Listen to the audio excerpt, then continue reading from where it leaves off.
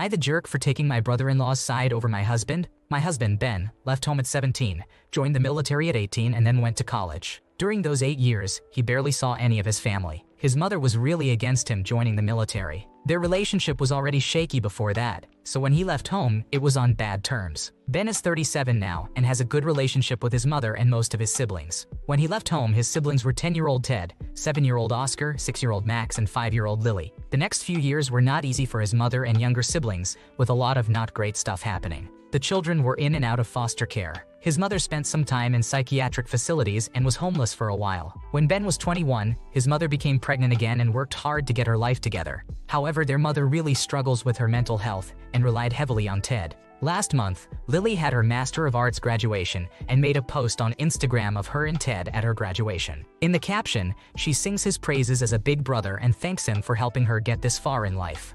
It was brought up at a recent family event. Oscar joked that he was offended she did not mention him, and then said actually it was Ben who should be the most offended as he is the actual eldest brother. Ben replied that actually he was offended as he helped support Lily while she was studying. It got a bit awkward after that, but Ben and Oscar kept chatting. It got more heated and eventually Ted started chiming in too, and things escalated further. My husband was trying to make the point that he had no choice but to leave home at 17. Their mother did not want him around. He had no prospects outside of the military, went to college to support the family after, and could not afford to travel back home. Ted's point was that he wanted nothing more than to leave home as a teenager, but could not because Ben had already left. He did not want his younger siblings to face the same burdens he had. He wanted to join the military at 18 but could not bear hurting their mother, more leaving his siblings. He argued that Ben was just throwing money at them to try and make up for abandoning the family. When we got home, Ben was upset, and when he tried to justify his argument to me, I told him I did not agree with him. I agree that he had a right to leave home, go off and live his life, and escape his messed up childhood. However, it is understandable that Ted remains upset about feeling abandoned by his brother and angry. He lost half his childhood and his early adult years caring for his mother and siblings. I also understand why Lily would appreciate this enough to single Ted out and praise him for what she knows he has done for her. Ben is mad at me for not taking his side. I just think he feels ashamed that he left his family behind. Knowing this, should I have just been supportive and not said anything? Did it make me an asshole? It's surprising to see people calling someone out for leaving a toxic family situation when it was clearly necessary for their well-being. Ben, like Ted, had to step up early on, and leaving to gain skills to support his family financially was a responsible move. Minimizing his sacrifices and painting him as the bad guy seems unfair. All the kids have their traumas, and it's essential to acknowledge everyone's struggles without blaming the one who tried to make things better. Aita for not paying for my coworker's lunch? This is genuinely the dumbest am I the asshole I've ever made or read, but here we are. I am a first responder and was riding along with another shift for training purposes. The first day we drove through Chick-fil-A.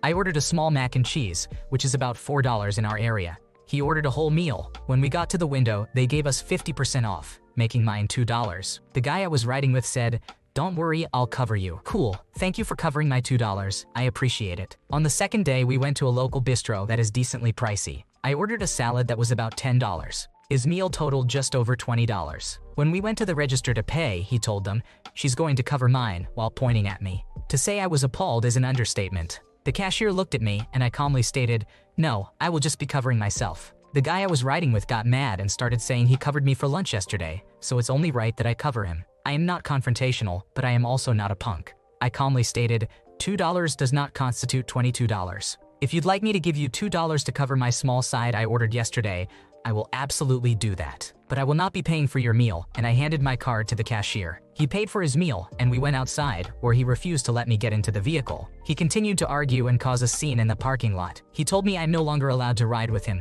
so I called for a supervisor. Once the supervisor arrived, he told them that he covered my lunch yesterday, and that I refused to extend the same courtesy, and that I embarrassed him and caused a scene. He said he no longer feels comfortable riding with me. I explained my side to the supervisor and apologized because this is literally so ridiculous. The supervisor essentially said I was wrong because I should just been respectful and paid for him like he did for me. At this point, I was pissed and told them this sounds like extortion and that I wasn't going to be taken advantage of. I told them that $2 is a whole lot different than $22. We are first responders. We don't make a lot of money. I continued to say if he wanted me to buy him a drink from the gas station or give him $2, I had absolutely no problem doing so. But I was not going to be bullied into covering his meal because he covered mine. I ended up riding with someone else because obviously riding with him is no longer an option. The person I switched to also said I was wrong and should have just paid for his meal. I don't think I'm wrong here. Had I known the previous day that I would be expected to pay for his expensive meal after paying for my $2 mac and cheese, I would never let him cover me. I feel like since he put me on the spot, me putting him on the spot in return was only fair. I don't feel like I caused a scene. I wasn't the one who argued and refused to unlock the doors. But now everyone's saying that I am not a team player, and I embarrassed him as well as our place of work. Am I wrong here? Am I the asshole?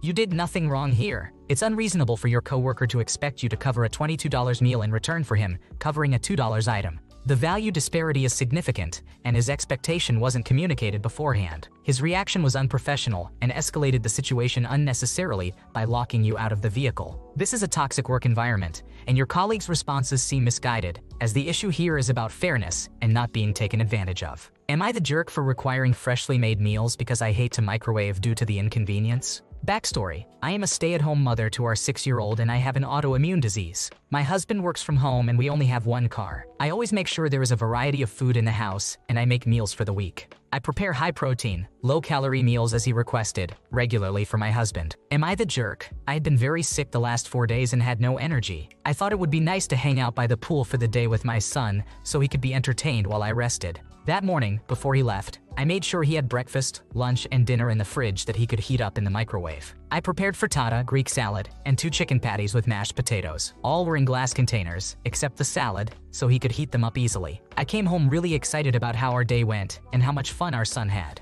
I could tell my husband was a little irritated, and he complained about the last meal he ate, the chicken patties. He said he hates microwaving because he either overcooks it or it is just too difficult. I apologized and said I would not make that particular meal for him anymore. I thanked him for working so hard for us. Later that evening, I excitedly explained how we were able to enjoy such a nice day because of him. I think that made him even more irritated.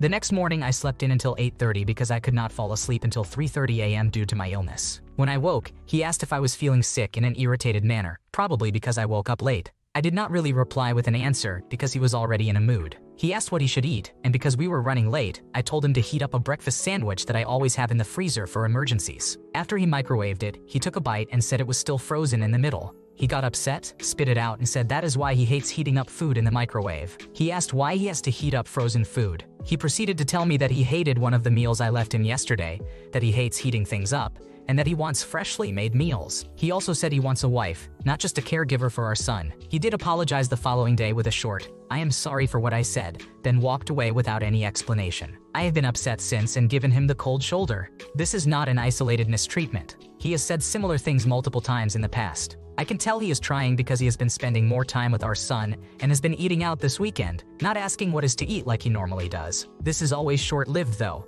He will do things like this for a couple of days until he thinks I am over it, and then go back to the way he was. Am I being too sensitive? Am I the asshole? Should I just get over it?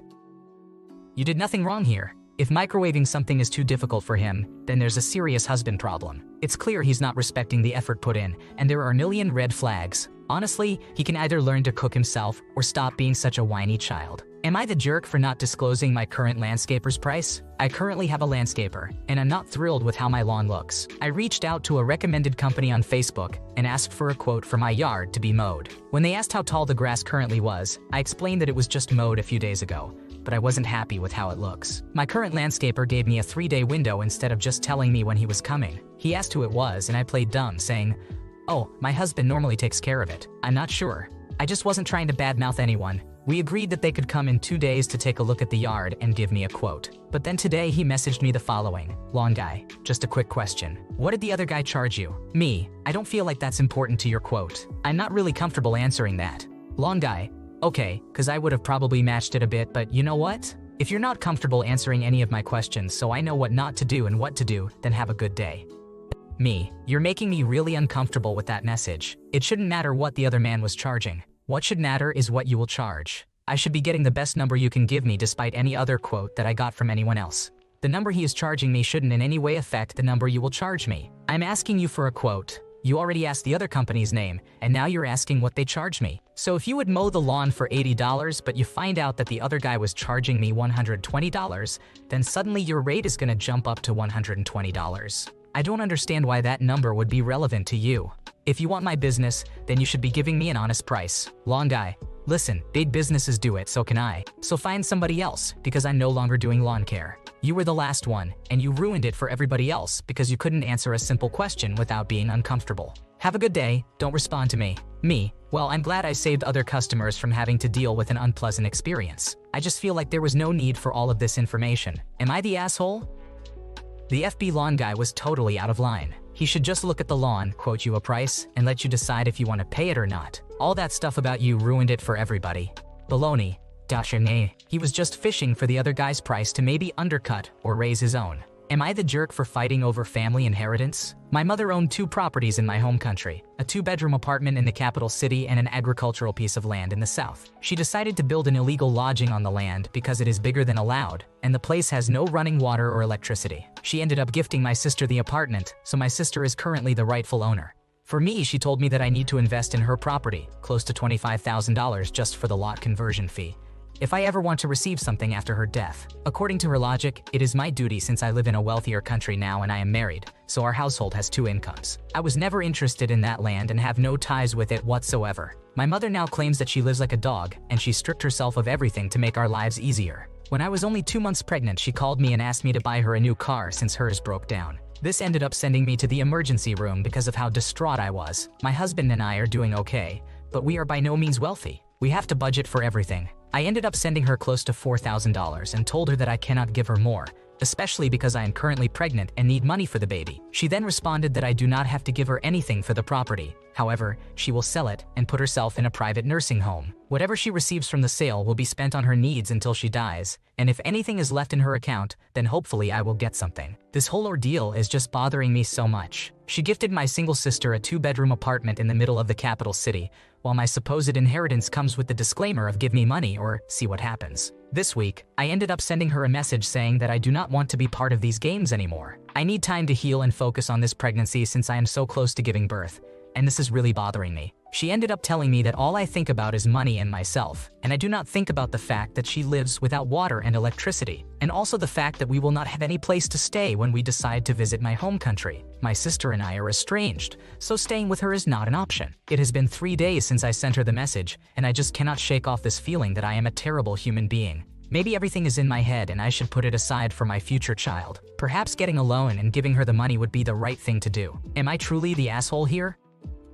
In my opinion, you have done nothing wrong here. You tried to give her $4K, which is a generous amount to help with a vehicle in most places. If that isn't good enough for her, nothing will be. It's important to block or ignore her manipulative games because you need to protect yourself and your newborn during this new phase of your life. Am I the jerk for not showing up to a meal where my ex and their current partner would be present? Through this, I've come to talk about something that has left me feeling extremely guilty, despite everyone I know saying otherwise. So I, a 19-year-old male, have been volunteering at a care club near my local town, a club I used to be a part of. During my time there, I managed to find a few friends. Often after the sessions were over, we would go out for a meal as a group. Soon enough, I fell into a relationship with one of those friends, and we ended up dating for a couple of months. Everything was going well, but then around Easter, this friend ended things by engaging with another person and telling me we were not compatible. I was devastated by this but resigned myself to be civil with my ex, being kind and often checking in like I do with my other friends. Recently, things had gotten worse. Around 2 weeks ago, during a quiz that the club was running,